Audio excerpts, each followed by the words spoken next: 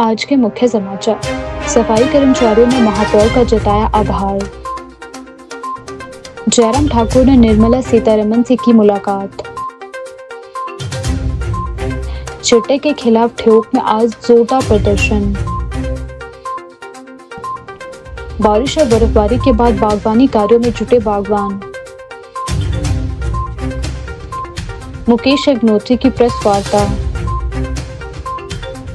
Pensioners का budget सत्र के दौरान सदन घेराव का ऐलान। युवा कांग्रेस कार्यकर्ताओं की गिरफ्तारी पर गरमाया मामला। अमेरिका ने घटाया टैरिफ। स्मार्ट मीटर के विरोध में बिजली बोर्ड कर्मचारी यूनियन की आवाज बुलंद। अब समाचार विस्तार से। शिमला नगर निगम के सफाई कर्मचारियों ने महापौर सुरेंद्र चौहान का आभार व्यक्त किया। हाल ही में नगर निगम का बजट पेश होने के दौरान सफाई कर्मचारियों के लिए बीमा योजना की घोषणा की गई, जिसका कर्मचारियों ने स्वागत किया है। सफाई कर्मचारी संगठन के अध्यक्ष जयसवंत ने कहा कि योजनाओं की घोषणा तो समय समय पर होती रहती है, लेकिन कर्मचारी अब इन घोषणाओं के धरातल पर उतरने का इंतजार कर रहे हैं। उन्होंने कहा कि बीमा योजना की घोषणा सकारात्मक कदम है, लेकिन इसे जल्द लागू किया जाना चाहिए ताकि कर्मचारियों को वास्तविक लाभ मिल सके। जयसवंत ने बताया कि आज वे महापौर से मुलाकात कर उनका आभार प्रकट करेंगे, साथ ही सफाई कर्मचारियों से जुड़े अन्य लंबित मुद्दों को भी उनके समक्ष रखेंगे और पूर्व में उठाए गए विषयों की याद दिलाएंगे। उन्होंने उम्मीद जताई है कि महापौर कर्मचारियों की समस्याओं का समाधान प्राथमिकता के आधार पर करेंगे। वहीं दूसरी ओर सफाई कर्मचारियों ने नगर निगम कमिश्नर के साथ तालमेल की कमी पर नाराजगी जाहिर की है। कर्मचारियों का आरोप है कि कमिश्नर उन्हें दरकिनार कर निर्णय ले रही है और उनकी समस्याओं को गंभीरता से नहीं सुना जा रहा। संगठन ने कमिश्नर के प्रति रोष व्यक्त करते हुए प्रशासन से संवाद और समन्वय बेहतर करने की मांग की है। सफाई कर्मचारियों ने स्पष्ट किया कि यदि उनकी मांगों पर शीघ्र कार्यवाही नहीं की गई तो वे आगामी रणनीति पर विचार करने के लिए बाध्य होंगे। नमस्कार, मेरा नाम जसवंत सिंह है। मैं सह अध्यक्ष नगर निगम शिमला। हमें अभी जो है 20 तारीख को जो है बजट में जो है हमारे लिए एक बीमा योजना जो है बजट में लाई गई है, जिसके लिए जो हम जो है हम और हमारे सारे कर्मचारी मेयर साहब का जो अपनी तरफ से जो तहे दिल से धन्यवाद करते हैं, शुक्रगुजार करते हैं कि इन्होंने जो है हमारे लिए जो है ये थोड़ा बहुत सोचा, जिस कारण जो हमारे लिए एक जीवन बीमा योजना नहीं थी वो इन्होंने लागू की। और हम साथ में ये भी कहना चाहते हैं, घोषणा तो हो गई है और ज़मीनी स्तर पे इसको जो है जल्द से जल्द लाया जाए ताकि जो है सबको जो है इसका लाभ मिल सके। इस विषय में जो आज हमारी जो है मेयर साहब से भी जो मीटिंग है, आज हमें 2 बजे जो मेयर साहब से भी मिलना है और इस विषय में हम चर्चा करेंगे ताकि जो जल्दी से जल्दी जो है इस योजना को जो है लागू किया जाए। क्योंकि पूर्व में जो है हमारे जो कई कर्मचारी जो है जिनकी डेथ हो गई है, जो मर चुके हैं, तकरीबन जो 8-9 लोग जो है हाल में जिनकी डेथ हो चुकी है, उनके परिवार को अभी तक जो कोई भी लाभ नहीं मिला। इसको देखते हुए हमने पहले भी आवाज़ उठाई थी कि कोई हमारे लिए ऐसी पॉलिसी बनाई जाए जिसमें जो है मृत्यु होने के बाद जो कम से कम परिवार को तो राहत मिल सके। इसमें तकरीबन जो है डोर टू डोर के जो 650 कर्मचारी है, इसमें 200-250 हमारे रोड शिपिंग स्टाफ है और 200-250 आउटसोर्स कर्मचारी भी है, जिनको जो है ये लाभ मिलेगा। तकरीबन जो है हम 1200-1250 के लगभग जो कर्मचारी है जो नगर निगम में कार्यरत है, कच्चे हैं, पक्के हैं, सबको जो है इस बीमा योजना के अंतर्गत लाया गया है। जो हमारी मांगे तो बहुत है और हम जो है निरंतर समय जो है अपनी मांगों को जो है नगर निगम के समक्ष रखते गए हैं और हमारी जो मेन जो डिमांड है हमारा यही रहा है कि हमें जो किसी तरह जो है या तो कोई पॉलिसी बनाई जाए या हमें जो नियमित किया जाए। कम से कम ये नहीं कर सकते जो हमारे आउटसोर्स कर्मचारी है इनको जो है साफ सोसाइटी में मर्ज किया जाए, जिनको 2 साल हुए हैं, जो कि 2020 में जो इनकी जो मीटिंग होती है गवर्निंग बॉडी की, एमसी प्रशासन की, उसमें भी ये जो पारित किया गया है। जिस भी जो आउटसोर्स कर्मचारी को जो 2 साल हुए हैं उनको जो है डायरेक्ट शहर में लाया जा सकता है, जिसमें हमने बार जो है अपने आयुक्त महोदय को जो इस बारे में जो ज्ञापन सौंपा हुआ है, पर अनदेखी की जा रही है। बार जो हमें जो है यही हवाला दिया जाता है कि एजीएम नहीं हो पा रही है, एजीएम में होगा। एजीएम तो पिछले जो 7 सालों से नहीं हो रही है, क्योंकि 2017 में जो है एजीएम हुई थी, वो भी जो है एमसी की औकात नहीं थी कि एजीएम करवाए। वो जो है हम कर्मचारियों की औकात थी, जिन्होंने 13 दिन स्ट्राइक की, तब जाके जो हफ्ते में 2 बार एजीएम हुई।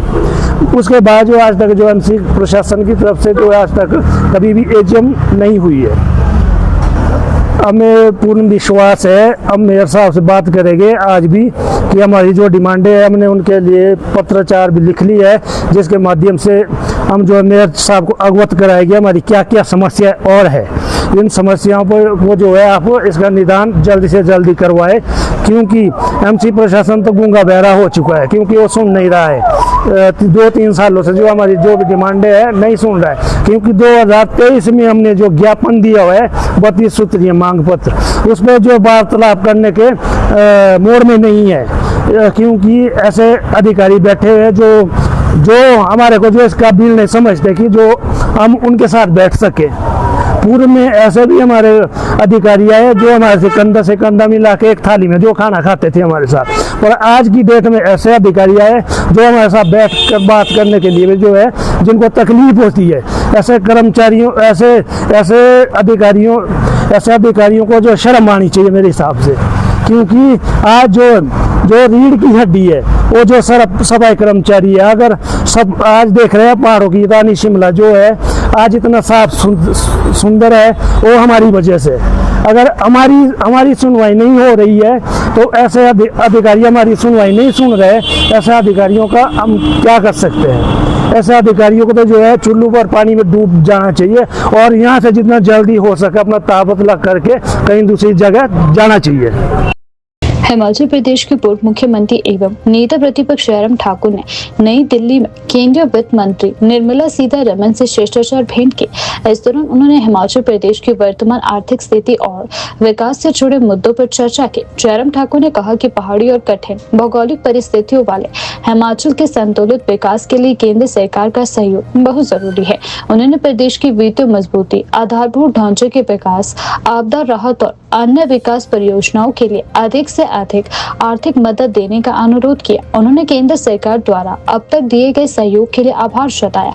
उन्होंने बताया कि इसी महीने एक्सटर्नल एडेड प्रोजेक्ट के तहत केंद्र ने प्रदेश को 3000 करोड़ रुपए की सहायता दी है। नेता प्रतिपक्ष ने कहा कि प्रधानमंत्री नरेंद्र मोदी के नेतृत्व में केंद्र सरकार हिमाचल के हितों का पूरा ध्यान रख रही है। उनका कहना है कि विशेष राज्य का दर्जा मिलने के कारण केंद्र प्रायोजित 191 योजनाओं में प्रदेश को केवल 10% खर्च वहन करना पड़ता है, जबकि बाकी खर्च केंद्र सरकार उठाती है। उन्होंने कहा कि नेशनल हाईवे, 4 लेन सड़कें, टनल और रेलवे जैसी बड़ी परियोजनाओं के माध्यम से हिमाचल में कनेक्टिविटी और इंफ्रास्ट्रक्चर का तेजी से विकास हो रहा है। जयराम ठाकुर ने कहा कि वे प्रदेश के हितों और अधिकारों के लिए आगे भी केंद्र सरकार के समक्ष मजबूती से आवाज उठाते रहेंगे। आज मेरा केंद्रीय वित्त मंत्री निर्मला सीतारमण जी से मिलना हुआ है और हिमाचल प्रदेश की जो आर्थिक स्थिति है उस संदर्भ में बहुत विस्तार से चर्चा हुई है। और विशेष तौर से जो हिमाचल प्रदेश में कांग्रेस की सरकार में कांग्रेस के नेताओं ने जिस प्रकार से रेवेन्यू डेफिसिट ग्रांट को लेकर के जो शोर डाला है, उन सारे इश्यूज को लेकर के मैंने विस्तार से चर्चा की है। और मैं इस बात के लिए केंद्र सरकार का आभारी भी हूँ कि हिमाचल प्रदेश केंद्र के सहयोग के बिना चल नहीं पाता है और हिमाचल को केंद्र लगातार मदद कर रहा है, हर रूप में मदद कर रहा है। और अभी भी इसी महीने में लगभग 3000 करोड़ रुपए हिमाचल प्रदेश को एक्सटर्नल एडेड प्रोजेक्ट के अंतर्गत, चाहे वो जायका का है, वर्ल्ड बैंक का है, स्वीकृत हुआ है। लेकिन जो मुख्यमंत्री बार बार एक बात को लेकर के रेवेन्यू डेफिसिट ग्रांट के बारे में कहते हैं कि केंद्र ने हिमाचल के लिए बंद की, हिमाचल के लिए नहीं, 17 राज्यों को जो मिलती थी रेवेन्यू डेफिसिट ग्रांट सभी राज्यों के लिए बंद हो गई है। अंतिम फैसला इसमें केंद्र सरकार को करना है, क्योंकि बजट प्रस्तुत हुआ है, अभी इसमें डेलिब्रेशंस होनी है, चर्चा होनी है सारे विषयों को लेकर के। मैं सिर्फ इतना ही कहना चाहता हूं कि 15th फाइनेंस कमीशन जब हिमाचल प्रदेश में आया, जब हमारी सरकार थी, मैं मुख्यमंत्री था, हमने अपना पक्ष बहुत जोरदार ढंग से रखा और हमको हिमाचल प्रदेश को रेवेन्यू डेफिसिट ग्रांट मिली। 16th फाइनेंस कमीशन जब कांग्रेस की गवर्नमेंट हिमाचल प्रदेश में आई उसके बावजूद भी हमने विपक्ष के सदस्यों को जब बुलाया गया था तो हमने अपना पक्ष उस वक्त भी प्रदेश हित में जो रखना था प्रभावी ढंग से रखा है। आज हम सत्ता में नहीं है हिमाचल प्रदेश में, फिर भी हिमाचल प्रदेश का आर्थिक संकट ध्यान में रखते हुए हमने वित्त मंत्री जी के सामने बहुत विस्तार से आज गंभीरता से सारा पक्ष रखा है। केंद्र मदद करे, ज़्यादा मदद करे, इस बात के लिए आग्रह भी किया है। लेकिन मैं इतना जरूर कहना चाहता हूँ, मुख्यमंत्री जी आज शिमला गए हैं यहाँ से, और दिल्ली आकर के आप खड़गे जी से मिल सकते हैं। आप खड़गे जी को मिलने के साथ साथ में राहुल गांधी के साथ मिले, लेकिन ना वित्त मंत्री से मिले, ना आप प्राइम मिनिस्टर से मिले। अगर केंद्र से मदद मिलेगी इस दौर में तो वो केंद्र सरकार की ओर से मिलेगी। खड़गे जी और राहुल गांधी जी मदद नहीं कर पाएंगे। एक बात बड़ी स्पष्ट कहना चाहता हूँ। दूसरी बात मैं उनको याद भी दिलाना चाह रहा हूँ कि एक बात आप ध्यान में रखिए कि 2 वित्त आयोग आपके दौरान, जब मनमोहन सिंह जी देश के प्रधानमंत्री थे, आपकी यूपी की गवर्नमेंट थी, 13 और 12th and 13th finance commission. उस वक्त हिमाचल प्रदेश में 2 फाइनेंस कमीशन के अंतर्गत मात्र 18,000 करोड़ रुपए मिला। और मोदी जी की सरकार जब से बनी है, एनडीए की सरकार बनी है मोदी जी के नेतृत्व में, हिमाचल प्रदेश को रेवेन्यू डेफिसिट ग्रांट का 89,100 करोड़ रुपए से ज्यादा मिला, यानी कि 71,000 करोड़ हिमाचल प्रदेश को ज्यादा मिला। उसका धन्यवाद नहीं करते आप। और उसके साथ साथ जो आरोप लगातार अब केंद्र सरकार पर, मोदी जी पर, हम पर लगाए जा रहे हैं, ये कतई भी उचित नहीं है। हिमाचल के हित में भारतीय जनता पार्टी सदैव रही है, पहले भी रही है, आज भी रही है, और इसलिए ये गलत तरीके से बयानबाजी करना उचित नहीं है। मैं बड़ा साफ कहना चाहता हूं। और भारतीय जनता पार्टी की सरकार में जब मैं मुख्यमंत्री था तो हमने अगर लोन लिया था 41,000 करोड़ का हमने लोन लिया था, 38,200 करोड़ रुपीस 38,200 करोड़ रुपीस हमने लोन का वापिस किया, जो आपकी कांग्रेस की सरकार की ओर से प्रदेश के ऊपर लादा गया था। मैं बड़ा स्पष्ट कहना चाहता हूं, इसलिए इस सारी चीज को लेकर के अनावश्यक रूप से बात ना करें। शिमला में हिमाचल प्रदेश के उप मुख्यमंत्री मुकेश अग्निहोत्री ने आज एक प्रेस वार्ता आयोजित की, जिसमें मुख्य रूप से परिवहन विभाग में तकनीकी सुधारों पर चर्चा की गई। उन्होंने ऑटोमेटिक टेस्टिंग सिस्टम ATS के माध्यम से वाहनों की फिटनेस जांच शुरू करने की घोषणा की, जिससे मानवीय हस्तक्षेप कम होगा और कतारें भी कम होगी। ऑटोमेटिक टेस्टिंग सिस्टम ATS वाहनों की फिटनेस जांच के लिए मशीन आधारित तकनीक अपनाई जा रही है, जिससे जांच प्रक्रिया तेज और सटीक होगी। लंबी कतारों से राहत मिलेगी। अशोका के पास लगने वाली गाड़ियों की लंबी कतारों की समस्या को हल करने के लिए ATS को प्रभावित बनाया जा रहा है। साथ ही चालान और अन्य परिवहन संबंधी प्रक्रियाओं को डिजिटल और सरल बनाने पर जोर दिया गया है। इस दौरान उन्होंने बताया कि प्रदेश के परिवहन विभाग ने पहली बार एक साल में 1,000 करोड़ रुपए से अधिक का राजस्व प्राप्त किया है, जो एक बड़ी उपलब्धि है। विभाग की आय में 25% की वृद्धि भी दर्ज की गई है। उप मुख्यमंत्री ने बताया कि फैंसियर ई नंबरों की नीलामी से विभाग को 81 करोड़ रुपए की आय हुई है। उन्होंने जानकारी दी कि HP 70-001 नंबर 20 लाख रुपए में नीलाम हुआ है। उन्होंने बताया कि रोड सेफ्टी के तहत 35 करोड़ रुपए प्राप्त हुए हैं। परिवहन विभाग की कार्यशैली को बदलते हुए अब ऑटो अप्रूवल प्रणाली लागू की जा रही है, जिससे आम लोगों को सेवाएं तेज और पारदर्शी तरीके से मिल सकेगी। विभाग की काफ़ी सेवाएं हम डिजिटल और फेसलेस प्रणाली के तहत, इसमें मानवीय हस्तक्षेप हटा दिया गया है। ह्यूमन इंटरवेंशन जो है समाप्त हुई है और सीधे सीधे जो है ऑटोमेशन शुरू कर दी गई है।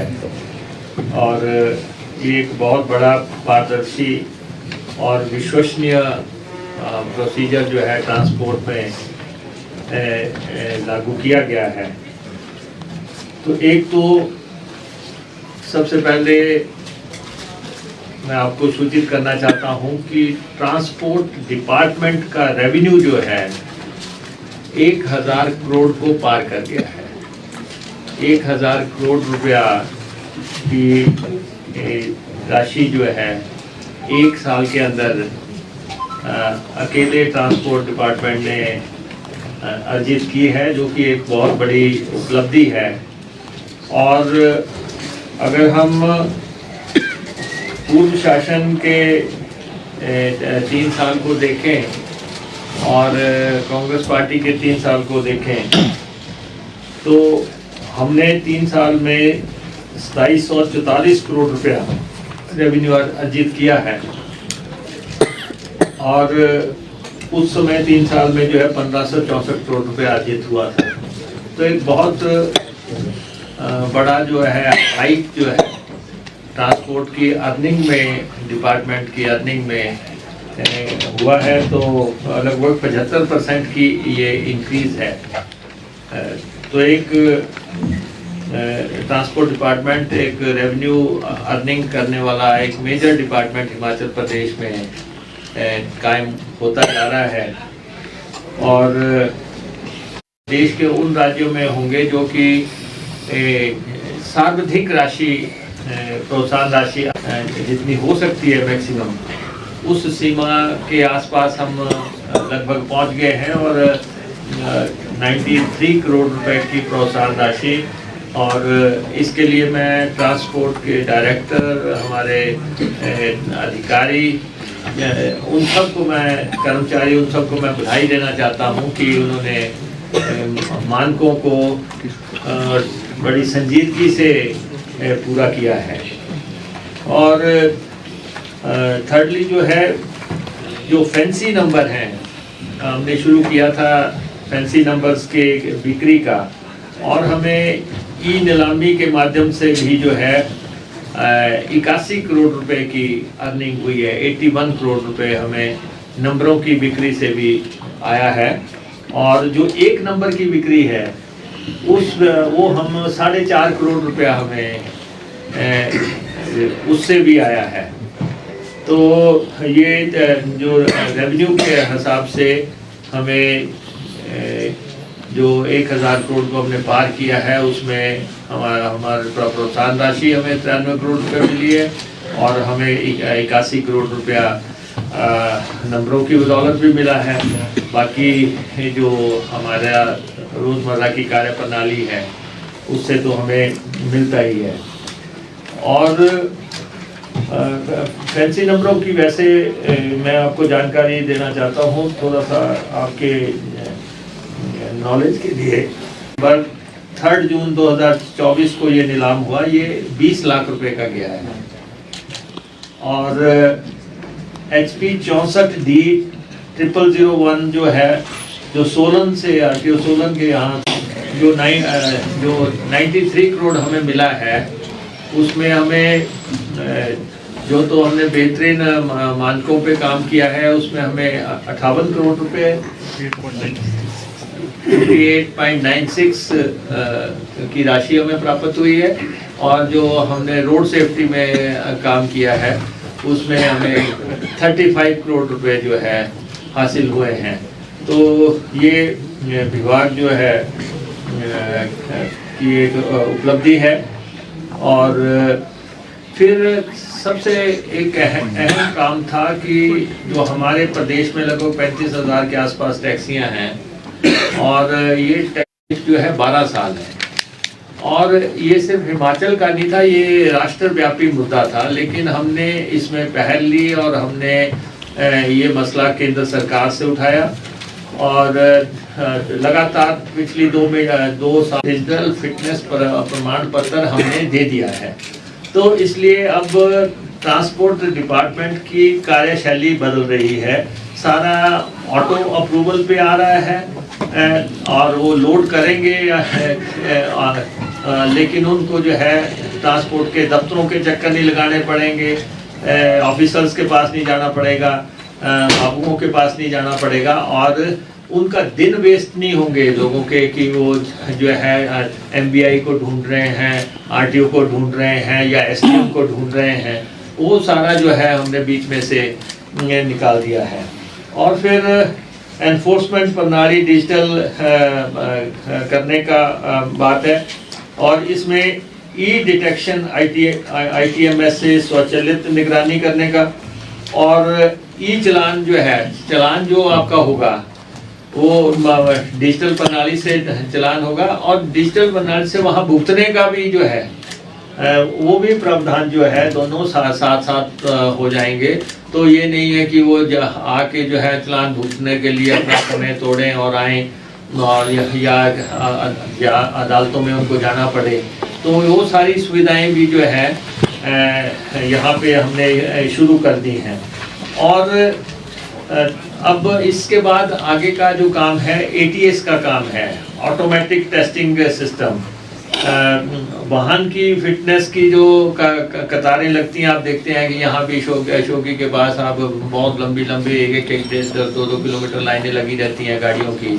अब ऑटोमेटिक टेस्टिंग स्टेशन बनाए जा रहे हैं ताकि ऑफिसर्स को बीच में से हटा दिया जाए। गाड़ी को जो ऑटोमेटिक टेस्टिंग स्टेशन में डाला जाए और वो ही बता देगी कि इसमें क्या क्या खामियां हैं, क्या क्या मशीनरी बेस्ड जो है, टेक्नोलॉजी बेस्ड जो ज़माना ही आगे टेक्नोलॉजी का है, तो टेक्नोलॉजी बेस्ड काम के लिए जो है ATS की स्थापना हो रही है। हाल ही में हुई बारिश और ऊपरी इलाकों में बर्फबारी के बाद मौसम साफ होते ही क्षेत्र के बागवान बागवानी कार्यों में पूरी तरह जुट गए हैं। मिट्टी में पर्याप्त नमी आने के चलते इन दिनों बगीचों में गतिविधियां तेज हो गई है और बागवान नए पौधे लगाने, खाद डालने तथा स्प्रे करने जैसे महत्वपूर्ण कार्यों को प्राथमिकता से पूरा कर रहे हैं। आगामी सीजन में बेहतर उत्पादन सुनिश्चित करने के लिए बागवान इन दिनों दिन रात मेहनत कर रहे हैं। विशेषज्ञों के अनुसार बगीचों के रखरखाव के लिए यह समय बेहद महत्वपूर्ण माना जाता है, क्योंकि ऐसी अवधि में बागवानी प्रबंधन के अधिकांश कार्य संपन्न होते हैं। बारिश और बर्फबारी के कारण जमीन में आई नमी पौधों के विकास के लिए अनुकूल वातावरण तैयार करती है, जिससे पौधरोपण और पोषण संबंधी गतिविधियों का लाभ अधिक मिलता है। यही कारण है कि क्षेत्र के अधिकांश बागवान इस समय का पूरा उपयोग कर रहे हैं। स्थानीय बागवान सुंदर डोगर, प्रभु दयाल, देवेंद्र चौहान, अनूप शर्मा और सुरेश राजटा का कहना है कि मिट्टी में नमी बढ़ने से पौधरोपण के लिए यह समय अत्यंत उपयुक्त माना जाता है। उन्होंने बताया कि इस समय पौधों की रोपाई का कार्य तेजी से चल रहा है और बागवान अपने बगीचों में नए पौध तैयार करने में जुटे हुए हैं। उनके अनुसार पौधों की काट छांट का काम अधिकांश स्थानों पर पूरा हो चुका है और अब स्प्रे का दौर शुरू हो चुका है। बागवानों ने बताया कि जिन किसानों ने प्रूनिंग पहले ही पूरी कर ली थी, उन्होंने अब हॉर्टिकल्चर मिनरल ऑयल और TSO स्प्रे करना शुरू कर दिया है। उनका कहना है कि इस समय स्प्रे करने से पौधों को कीट और रोगों से बचाव मिलता है। उन्होंने यह भी कहा कि सही समय पे किया गया स्प्रे पौधों की सेहत बनाए रखने में अहम भूमिका निभाता है। इसी के साथ खेतों और बगीचों में खाद डालने का कार्य भी जोरों पर है। कोटखाई और रोडू क्षेत्र में बागवान इन दिनों गोबर खाद, पोटाश और NPK उर्वरकों का इस्तेमाल कर रहे हैं। बागवानों के अनुसार नमी के समय खाद डालने से पौधों को पर्याप्त पोषण मिलता है और उनकी जड़ों का विकास बेहतर होता है, जिससे आगे चल के फल उत्पादन पर सकारात्मक असर पड़ता है। बागवानों का मानना है कि यदि इस अवधि में खाद और स्प्रे का काम पूरा कर लिया जाए तो आने वाले समय में फसल की गुणवत्ता और उत्पादन दोनों में सुधार देखने को मिलता है। उन्होंने कहा कि बागवानी केवल मौसमी कार्य नहीं बल्कि निरंतर देखभाल और समयबद्ध प्रबंधन का परिणाम है और यही कारण है कि इस समय की मेहनत पूरे साल के परिणाम तय करती है। क्षेत्र के बागवानी से जुड़े लोग भी इस बात से सहमत है कि वर्तमान मौसम परिस्थितियां बागवानी कार्यों के लिए अनुकूल है। उनका कहना है कि मौसम साफ रहने और मिट्टी में नमी बने रहने से बागवानों को काम करने में सुविधा मिल रही है, जिससे कार्य तेजी से पूरे हो रहे हैं। उन्होंने उम्मीद जताई है कि यदि मौसम अनुकूल रहा तो इस वर्ष बागवानी उत्पादन बेहतर रहने की संभावना है। कुल मिलाकर बारिश और बर्फबारी के बाद बदले मौसम ने बागवानों के लिए काम का अनुकूल माहौल तैयार किया है और वे आगामी सीजन को सफल बनाने के लिए पूरी लगन से जुटे हुए हैं। समय पर पौधरोपण, स्प्रे और पोषण प्रबंधन जैसे कार्य आने वाले महीनों में फसल की गुणवत्ता और मात्रा तय करने पर महत्वपूर्ण भूमिका निभाएंगे। हिमाचल प्रदेश संघर्ष संयुक्त समिति पेंशनर संगठन के अतिरिक्त महासचिव भूपराम वर्मा ने बजट सत्र के दौरान सदन का घेराव करने की चेतावनी दी है। उन्होंने कहा कि यदि सरकार ने पेंशनर्स की लंबित मांगों और देनदारियों को समय पर पूरा नहीं किया तो आंदोलन को तेज किया जाएगा। भूपराम वर्मा ने बताया कि पेंशनर्स का एक प्रतिनिधिमंडल राज्यपाल शिव प्रताप शुक्ल से मिला और उन्हें उनके द्वारा ज्ञापन सौंपा गया। उन्होंने कहा कि 25 फरवरी तक HRTC की कई पेंशनर्स को पेंशन नहीं मिली है, जिससे वे आर्थिक संकट का सामना कर रहे हैं। उन्होंने आरोप लगाया कि चिकित्सा प्रतिपूर्ति की राशि भी समय पर जारी नहीं की जा रही, जिससे बुजुर्ग पेंशनर्स को भारी दिक्कतों का सामना करना पड़ रहा है। पेंशनर्स ने मांग की कि सरकार सभी देनदारियां समयबद्ध तरीके से पूरी करे। भूपराम वर्मा ने कहा कि यदि सरकार ने बजट सत्र से पहले सकारात्मक कदम नहीं उठाए तो बजट सत्र के दौरान सदन का घेराव किया जाएगा। उन्होंने स्पष्ट किया कि आंदोलन की शुरुआत धरना प्रदर्शन से होगी और जरूरत पड़ी तो प्रदेश भर में पेंशनर्स सड़कों पर उतरेंगे। हमने जो हमारी 14 मांग सूत्री पत्र हमने सितंबर 2025 को माननीय मुख्यमंत्री महोदय को सौंपा था, उसमें 18 विभिन्न पेंशनर्स के संघों की एक कॉमन डिमांड चार्टर हमने दिया था, जिसमें मुख्य मांगे 3 थी हमारी। 1/1/16 से 31/1/22 तक जो हमारे कर्मचारी सेवानिवृत्त हुए हैं उनको ग्रेजुटी, कम्यूटेशन, लीव इनकैशमेंट और पे एरियर वगैरह उसकी देनदारियां जो है अभी तक भी पेंडिंग है, जो लाखों में है। और उसके अलावा 13% DA की और DR की जो पेंशन्स को ड्यू थी उसका एरियर 112 महीने का ड्यू है, ये भी उसमें दूसरी बड़ी डिमांड थी। और तीसरी जो चिकित्सा भत्तों, चिकित्सा बिलों के जो पेंडिंग हमारे पड़े हुए हैं विभिन्न विभागों में करोड़ों रुपए, उसमें भी हमारे देय है। और बाकी HRTC के हमारे जो पेंशन्स है उनको आज भी 25 तारीख को भी कुछ पेंशनों को पेंशन नहीं मिली है। तो ऐसे कुछ ज्वलंत मुद्दे थे जिस पर हमने एक ज्ञापन सौंपा है राज्यपाल महोदय को, और उनसे हमने निवेदन किया है कि सरकार से इस पर एक विस्तृत रिपोर्ट मंगाई जाए कि आप इनकी देनदारियां क्यों नहीं दे पा रहे हैं और आप फजूल खर्ची, आपके लगातार जो पॉलिटिकल अपॉइंटमेंट्स आप कर रहे हैं और जो अनप्रोडक्टिव एक्सपेंडिचर आप कर रहे हैं उस पर लगाम लगाइए। और जो आपने 8 फरवरी को एक प्रेजेंटेशन दी है, जो आपके फाइनेंस सेक्रेटरी ने दी है पूरे मंत्रिमंडल के समक्ष, क्या वो उसमें ये प्रेजेंटेशन भी तो आ सकती थी कि मुख्यमंत्री के, चीफ सेक्रेटरी के और खुद फाइनेंस सेक्रेटरी के 25-30% या 50% वेतन घटाने की कोई प्रस्ताव आता तो स्वागत होता। क्योंकि अगर शुरुआत करनी थी तो टॉप से करनी थी कि पहले मुख्यमंत्री तो तैयार हो कुछ कट लगाने के लिए कि क्या पेंशन और कर्मचारी आपके पास बचे हैं कि उनका DA फ्रीज हो जाएगा, उनका एरियर फ्रीज हो जाएगा और बाकी सुविधाएं जो एक कमिटेड लायबिलिटी है, कॉन्स्टिट्यूशनल राइट है, हमारा लीगल राइट है, सुप्रीम कोर्ट की जजमेंट्स है, it is not a bounty, it is our right, हमने वी हैव अर्न्ड दिस। ये आप सरकार रोक नहीं सकती है और इसमें बजट का प्रोविजन करना पड़ता है। अगर ये कमिटेड लायबिलिटीज कोई सरकार नहीं दे पाती है तो ये फाइनेंशियल इमरजेंसी की तरफ इशारा करती है।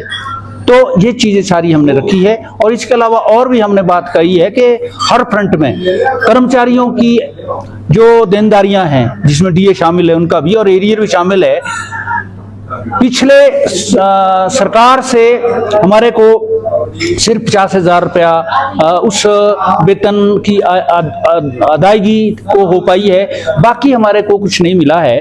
और हमारे जो पूर्व में प्रधान रहे हैं हिमाचल प्रदेश कर्मचारी संघ के संजीव शर्मा जी, उन्होंने भी आवाज उठाई थी, पर उसमें क्या हुआ कि एक मंत्री धर्मानी जी ने उन पर प्रेजुडिशियल मोशन डाल दिया और सेक्रेटरीट एसोसिएशन भी अभी तक खुल के बाहर नहीं आ रही है। और उन्होंने तलवार, क्योंकि डेमोक्रेसी में ये चीजें ठीक नहीं है, ये तो समय बताएगा कि ये सरकार का हाल होने वाला क्या है आने वाले समय में। अगर आर प्रहार करते रहेंगे डेमोक्रेसी पे, एक स्वतंत्र बोलने की स्वतंत्रता भी आप नहीं देंगे और ऐसे हथकंडे अपनाएंगे जो बड़े निंदनीय हैं। तो हमने ये सारी चीजें राज्यपाल के समक्ष रखी है और उनसे आग्रह किया है कि आप कुछ ही दिनों में जल्दी रिपोर्ट मांगे और अपनी रिकमेंडेशन जो है राष्ट्रपति महोदय को इस विषय में भेजें। कदम हमारा होगा कि ज्वाइंट एक्शन कमेटी की हम मार्च फर्स्ट वीक में हम एक ज्वाइंट एक्शन कमेटी की मीटिंग बुलाने वाले हैं, जिसमें हम हर जिला में पहले धरना प्रदर्शन से शुरू करेंगे और अगर बजट बुक्स में बाहर कुछ नहीं आता है तो उसके बाद एक प्रदेश व्यापी हमारा एक धरना प्रदर्शन होगा और हिमाचल प्रदेश विधानसभा का घेराव किया जाएगा।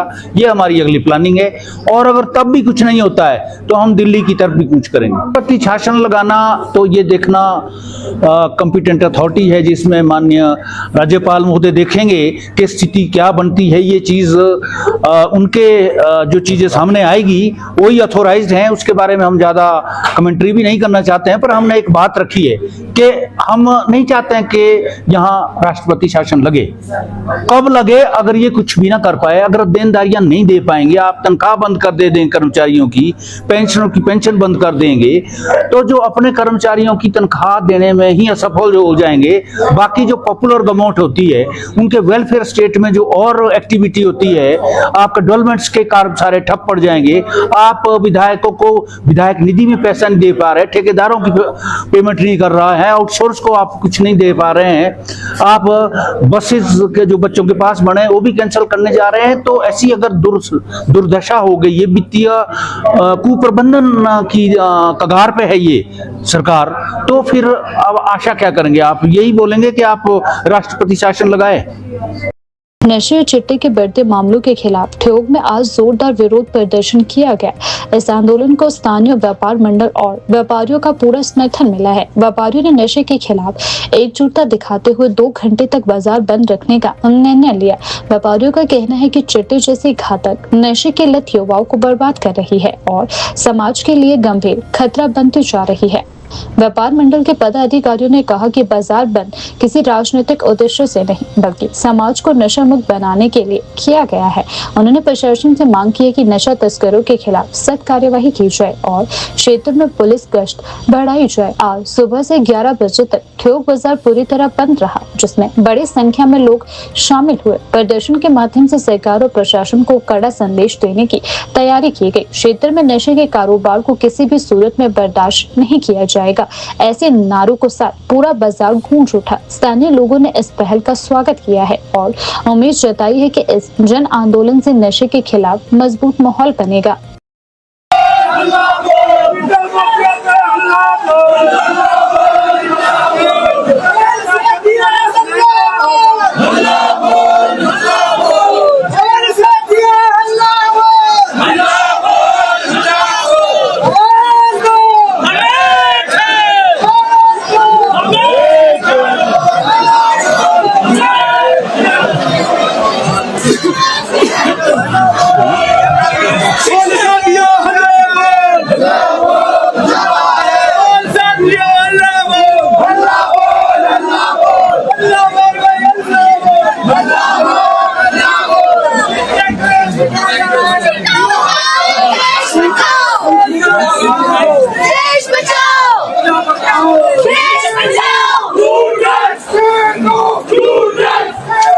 जिस तरह से कहा कि आपने समर्थन किस तरह से दिया है, तो व्यापारी वर्ग का बाजार को बंद रखना एक आंदोलन का हिस्सा है। इससे बड़ा समर्थन कोई हो नहीं सकता। हमारे बीच में जितने भी यहाँ पे शहर के वरिष्ठ व्यापारी हैं, इनका ऐसा सहयोग मिला है, क्योंकि बीते कल जो है एकदम से ये फैसला लेना पड़ा कि यार 2 घंटे के लिए बंद किया जाए।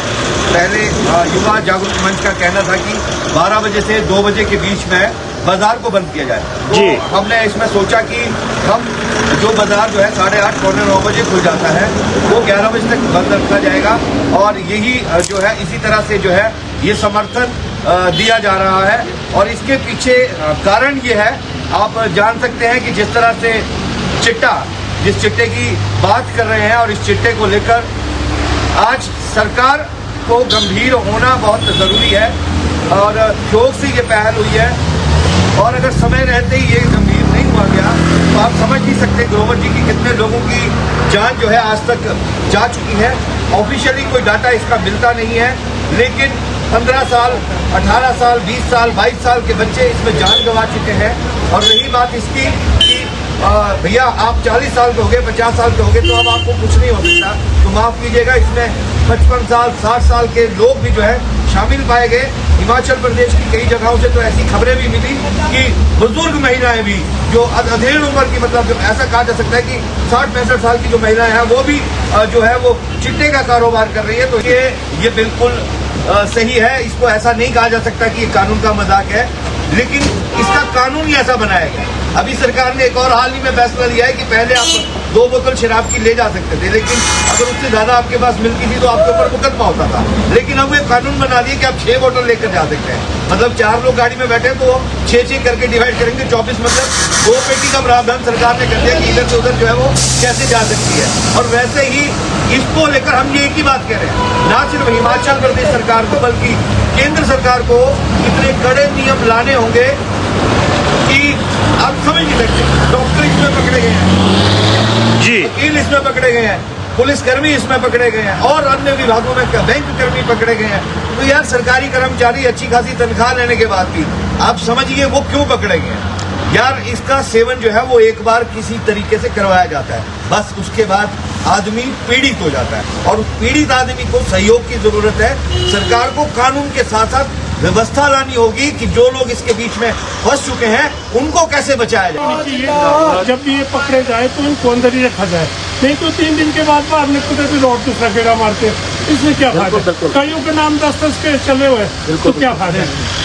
एआई समिट के दौरान हुए प्रदर्शन के बाद युवा कांग्रेस कार्यकर्ताओं की गिरफ्तारी का मामला तूल पकड़ता जा रहा है। एआईसीसी प्रवक्ता और ठियोग से विधायक कुलदीप सिंह राठौर ने शिमला में आज पत्रकार वार्ता आयोजित की। कुलदीप सिंह राठौर ने कहा कि हिमाचल सदन में दिल्ली पुलिस द्वारा की गई रेड और युवा कांग्रेस कार्यकर्ताओं की गिरफ्तारी संवैधानिक प्रक्रिया के विरुद्ध है। उन्होंने कहा कि किसी भी तरह की कार्यवाही से पहले दिल्ली पुलिस को हिमाचल भवन में नियुक्त आवासीय आयुक्त को सूचित करना चाहिए था, लेकिन ऐसा नहीं किया गया। उन्होंने पुलिस कार्यवाही को अनुचित बताते हुए कहा कि हिमाचल सदन में युवा कांग्रेस कार्यकर्ताओं द्वारा विधिवत कमरों की बुकिंग करवाई गई थी और उसका भुगतान भी किया गया था। आमतौर पर इस तरह की परिस्थितियों में समझाकर छोड़ दिया जाता है, लेकिन इस पर सीधे गिरफ्तारी की गई, जो उचित नहीं है। राठौर ने आरोप लगाया कि यह कार्यवाही राजनीतिक दुर्भावना से प्रेरित प्रतीत होती है। उन्होंने कहा कि लोकतांत्रिक देश में शांतिपूर्ण विरोध करना हर नागरिक का अधिकार है और इस तरह की कार्यवाही से लोकतांत्रिक मूल्यों को ठेस पहुंचती है। दिल्ली में एआई समिट जो संपन्न हुआ 16 से 20 तारीख तक चला, भारत मंडपम 20 तारीख को युवा कांग्रेस के कुछ कार्यकर्ताओं ने जाकर वहां पर प्रदर्शन किया। बहुत शांतिपूर्वक ये प्रदर्शन संपन्न हुआ और ये सांकेतिक प्रदर्शन था। जो प्राइम मिनिस्टर श्री नरेंद्र मोदी की डील अभी यूएसए के साथ हुई है, जिसमें किसानों के हित और जो आम जनता है उन हितों को तिलांजलि दी गई। ये बहुत बड़ा मुद्दा था। इस मुद्दे को लेकर पूरे देश में युवाओं में बहुत ज़्यादा आक्रोश है। जिस तरह से देश में लगातार बेरोजगारी बढ़ रही है, नौकरी के अवसर कम हो रहे हैं, और ये सरकार साल में 2 करोड़ रोजगार देने का वादा करके सत्ता में आई थी, युवाओं को नौकरी से निकाला जा रहा है। ये माहौल पूरे देश में युवाओं ने, हमारे जो पार्टी से जुड़े हमारे युवा संगठन है, युवाओं का प्रतिनिधित्व करते हैं, उनकी आवाज़ को जो है मिनट में जाके उठाया। ये किंचित मात्र भी गलत नहीं था, क्योंकि इससे बड़ा प्लेटफॉर्म शायद नहीं मिलता।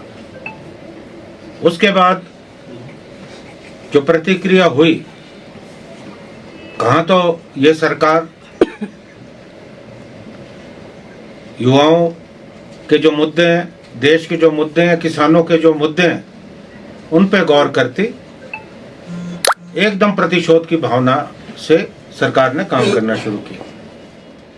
कुछ युवा गिरफ्तार भी हुए। जो भारतीय युवा कांग्रेस के अध्यक्ष हैं, उन्हें भी जो है गिरफ्तार किया गया। उदय भानु चिब और वो पुलिस रिमांड में। हमारा ये मानना है भारतीय राष्ट्रीय कांग्रेस का कि युवा कांग्रेस ने आम लोगों का मुद्दा उठाया है, जनता का मुद्दा उठाया है, और जिस तरह से भारत सरकार यूएसए के दबाव में काम कर रही है और लगातार यूएसए के जो राष्ट्रीय अध्यक्ष हैं वो भारत की प्रधानमंत्री की बेइज्जती कर रहे हैं। और प्रधानमंत्री जी का जब बयान आया, हमें बहुत हैरानी हुई। उन्होंने कहा कि इस प्रदर्शन से पूरे देश में, पूरे विश्व में जो है भारतवर्ष की छवि खराब हुई। अब मैं 2-3 बातें कहना चाहता हूं। कैसे छवि खराब हुई? एप्स्टीन फाइल में जो चल रहा है, प्रधानमंत्री मोदी जी का नाम आ रहा है, उनके एक आला मंत्री हैं हरदीप पुरी, उनका नाम आ रहा है, तो छवि तो उससे खराब हो रही है। उसके बारे में कोई स्पष्टीकरण नहीं। अगर छवि खराब हो रही है तो उस समिट में जो गलगोटिया विश्वविद्यालय, उन्होंने जिस रोबोट की नुमाइश की, कहा गया कि ये हमारा बनाया हुआ है, पूरे विश्व ने देखा है और बाद में पता चला कि वो चाइनीज रोबोट था। क्या संचालक जो थे इस कार्यक्रम की, उनकी जिम्मेवारी नहीं बनती थी कि वो पहले जाकर जांच करते? पूरे विश्व में क्या संदेश गया?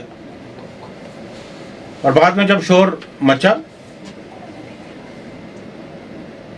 जो एक प्रोफेसर जिसकी ड्यूटी शायद विश्वविद्यालय ने लगाई थी,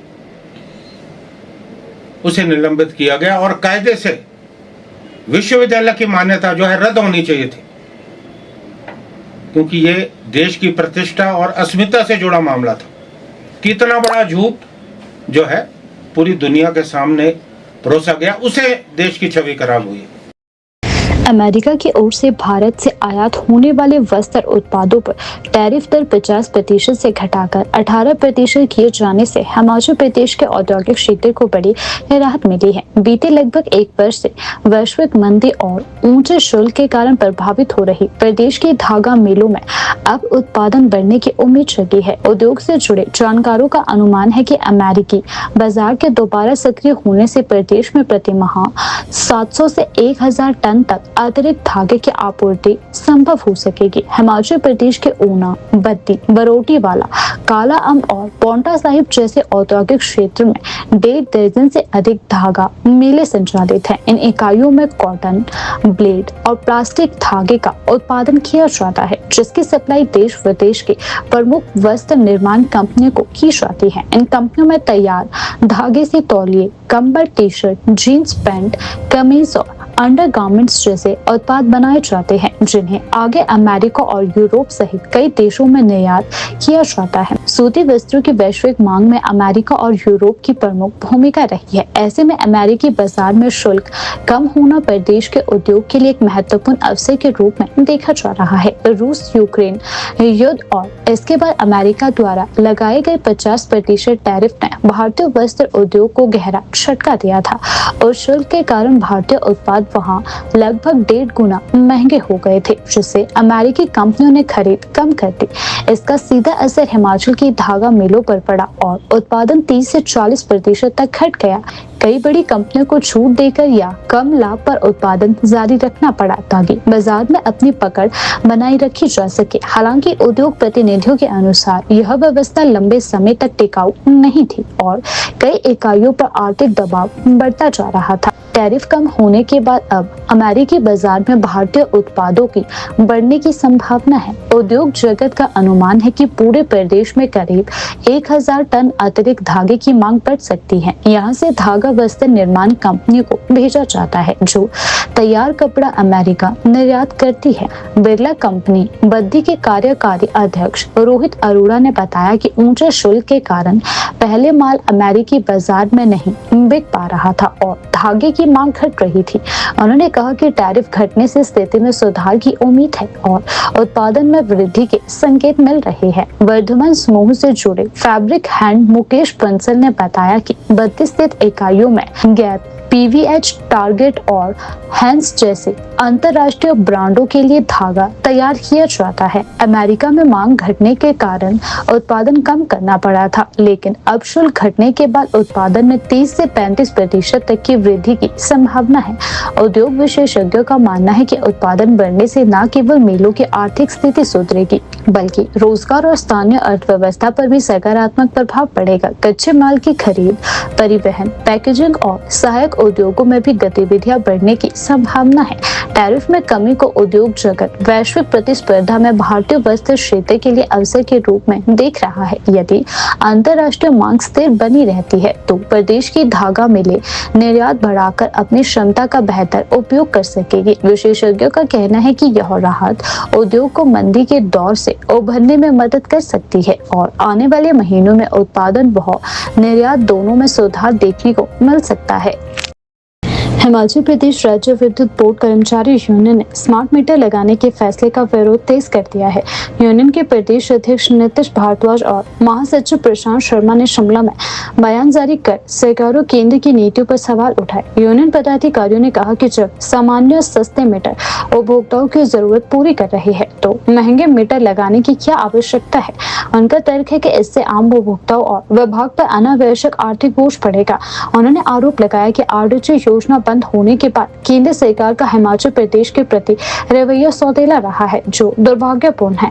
यूनियन का कहना है कि स्मार्ट मीटर को लेकर केंद्र सरकार प्रदेश की कांग्रेस सरकार पर दबाव बना रही है। इसके साथ ही यूनियन ने पुरानी पेंशन योजना के मुद्दे को भी उठाया। उनका कहना है कि जब मुख्यमंत्री सुखविंदर सिंह सुक्खू ने कई बार बिजली बोर्ड कर्मचारियों को ओपीएस बहाल करने का आश्वासन दिया है तो अब तक इसे लागू क्यों नहीं किया गया। कर्मचारियों ने कहा कि उन्होंने इस संबंध में मांग भी रखी थी और इसे पूरा करने की बात भी कही गई थी। यूनियन ने स्पष्ट किया कि यदि उनकी मांगों पर सकारात्मक निर्णय नहीं लिया गया तो वे आंदोलन की राह अपनाने को मजबूर होंगे। हम इसके ऊपर यह कहना चाहते हैं कि केंद्र सरकार द्वारा बिजली कानून विधेयक 2025 लाया गया है और उस विधेयक में कुछ इस तरीके से हमारी ये रखा है कि इसका पहला जो चरण है निजीकरण की तरफ जो जाना है वो स्मार्ट मीटर को लेकर के है।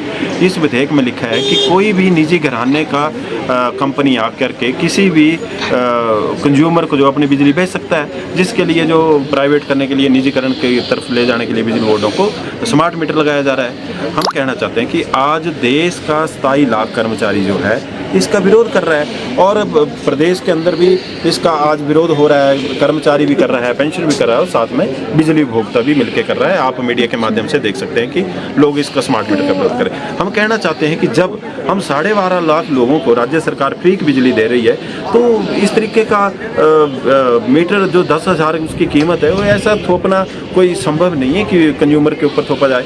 और पिछले ही दिनों हम कहना चाहते हैं कि एक आदेश अभी कल निकला हुआ है कि बिजली कर्मचारी और पेंशनरों के घरों में जो है इस मीटर को लगाया जाए। हम कहना चाहते हैं कि हम बिजली कर्मचारी और पेंशनर बाद में, पहले हम भी उपभोक्ता हैं, हम भी बिजली के उपभोक्ता हैं। और इस बिजली के उपभोक्ता को जो केंद्र सरकार ने बिजली कानून 2003 बनाया था, उसमें प्रावधान किया गया था कि बिना कंज्यूमर की कंसेंट के बिना इस तरीके का मीटर नहीं लगाया जाएगा। परंतु आज उस कानून की भी उल्लंघना की, उस एक्ट भी उल्लंघना की जा रही है, जो 47(5) जो हमारे को अलाउ करता है कि बिना कंज्यूमर की कंसेंट के बिना ये मीटर ना लगे। परंतु आज जिस तरीके का आदेश हुआ है, हम नहीं समझते हैं कि जब ये टेंडर कंपनी को हुआ है तो बिजली बोर्ड के मुख्य अभियंता इसमें क्या मंशा रही होगी कि इस तरीके के ऑर्डर निकालने पड़े होंगे। इसके बारे में हम यूनियन ने लेटर लिखा है कि, और पेंशन फोरम ने भी आज लेटर लिखा है कि इस आदेश को आप तुरंत प्रभाव से वापस लें, नहीं तो यूनियन और पेंशन जो है इसका मिलकर कड़ा विरोध करेंगे। कहना चाहते हैं कि किस मंशा के साथ बिजली कर्मचारियों को कहा गया है, हम इसके ऊपर अभी बात करेंगे क्यों इस तरीके के आदेश किए गए हैं। परंतु हम ये कहना चाहते हैं, जब केंद्र सरकार ने RDSS के तहत इसका टेंडर जो है अपर्वा कंपनी जो यहाँ पे लगा रही है उसको दिया गया है, तो बिजली कर्मचारी इस मीटर को क्यों लगाए? बिजली कर्मचारी और पेंशन तो मिलकर इसका विरोध कर रहे हैं, परंतु ये आदेश क्यों किया गया है इसका हम बातचीत के माध्यम से उनसे बात करेंगे। 12 फरवरी का जो हमने यहाँ पे पेन डाउन टूल डाउन किया गया था, वो पूरे देश का बिजली कर्मचारी अभियंता मिलकर उस चीज़ को कर रहा था। और हम इसी विरोध में थे कि जो केंद्र सरकार द्वारा बिजली कानून विधेयक 2025 लाया जा रहा है, जिसका सीधा सीधा प्रभाव जो है बिजली बोर्डों को निजी घरानों के हाथों में सौंपना है, उसके विरोध में हम कर रहे थे। और उसके ही एक मैंने कहा कि पहला जो उसका स्टेप है स्मार्ट मीटर है। स्मार्ट मीटर से क्या होगा कि निजी घराने जब आएंगे तो स्मार्ट मीटर के माध्यम से वो लेखा जोखा करेंगे। तो हम तो ये कहना चाहते हैं कि हिमाचल प्रदेश के अंदर जो है इस तरीके का मीटर लगाएंगे तो हम तो ऑलरेडी 12.5 लाख लोगों को फ्री की बिजली दे रहे हैं। तो जब हमारा 600 रुपये का काम मीटर कर रहे हैं तो 10,000 की क्या ज़रूरत है? तो इसका सीधा फर्क जो है हिमाचल सरकार के ऊपर भी पड़ेगा। अगर हिमाचल सरकार असमर्थ रहती है इसको देने के लिए तो बिजली बोर्ड के ऊपर पड़ेगा। अगर वो भी रहते हैं तो इसका सीधा उपभोक्ताओं के ऊपर असर पड़ेगा।